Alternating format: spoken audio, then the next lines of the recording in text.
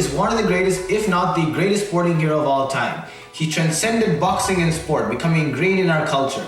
Inside and outside the ring, he provoked us and challenged us to face our challenges with pride, just as he did. The only 3-time undisputed world heavyweight champion and one of the most loved men ever, here are 5 things that the champ taught us about becoming the greatest of all time at anything.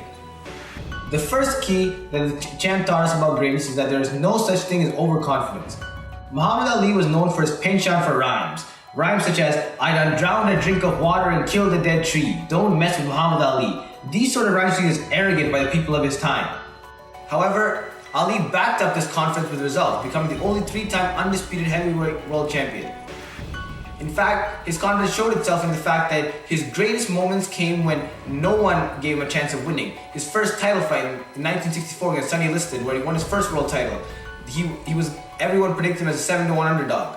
In the Rumble in Jungle in 1974, where he won his second world title, everyone predicted that he would be beaten by the younger, stronger George Foreman, but he came out on top in both of those. Ali saw himself as the greatest of all time, while everyone else saw himself as an underdog. The second key to achieving greatness like the champ himself is to market yourself. Ali's penchant for trash talking earned him both lovers and haters. He might be big and he might be tall, but if he mess with me, he sure will fall. Talk about how big George Foreman is, how terrible, I'm scared for my life, how relentless he is. That sucker ain't nothing. The people who loved him wanted to see him win, while the people who hated him wanted to see him fail. Both groups came to see him fight because some of them wanted to see his big mouth shut, while others wanted to see his words validated. They saw hope in his words, and that confidence gave them hope for their own lives, while the haters wanted to see someone who was so brash and so cocky get put in his place. However, Ali never afforded his haters this pleasure.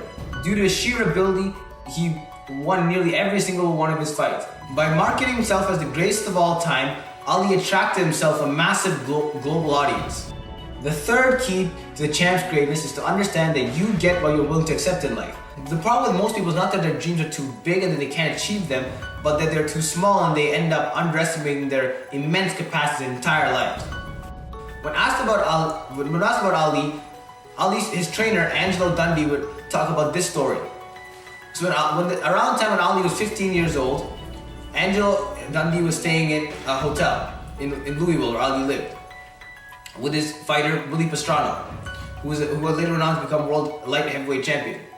So when he heard that Dundee was in town, went to the hotel, called up to Angelo's room and said, and keep in mind that his name was Cassius Clay this time. "Hello, my name is Cassius Clay. I'm the Golden Gloves champion of Louisville, Kentucky, and I'm going to be heavyweight champion of the world. Can I come up, please?" When telling the story, Dundee would later shake his head and say, "Can you believe he was only 15 years old at the time?" See, Ali, even when he was 15 years of age, had that immense belief in himself that he was destined to achieve this world heavyweight title. The only words in his mind were heavyweight champion of the world. The fourth key of the champ is that humble people don't get very far. When asked about his rampant trash talking, Ali said this: "At home, I'm a nice guy, but I don't want people to see that because I found that humble people don't get very far." What this means is not that humble people are not going to become successful, that humility is a quality detrimental success. What it does mean is that staying quiet or just to fit in with people or to have them accept you is very detrimental to success. You have to be willing to put everyone on notice that you're to be an all-time great. You have to be willing to put everyone on notice about your beliefs. You have to be willing to put yourself out there. The fifth key to the champ's greatness is that the will must be stronger than the skill. Ali once said, "Champions are made in gyms. Champions are made from a desire, a dream, a vision, something they have deep inside them. They must have last-minute stamina and they must have the skill, but the will must be stronger than the skill." Every single one of us has some immense capacity to do amazing things. However, very few of us have the confidence in ourselves to go out and put everyone on notice that we are here to achieve all-time levels of greatness. The belief in ourselves to say that we can achieve something. And very few of us have the courage to truly desire something.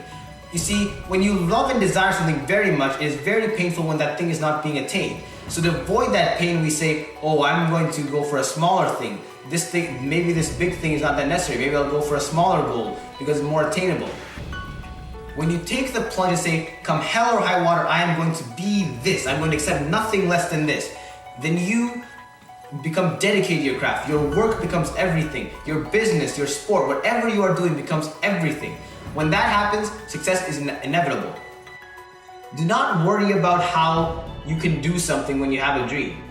Focus on the why, which is the dream. The how will arise naturally. When you want something very much, the whole universe will conspire for you to get it.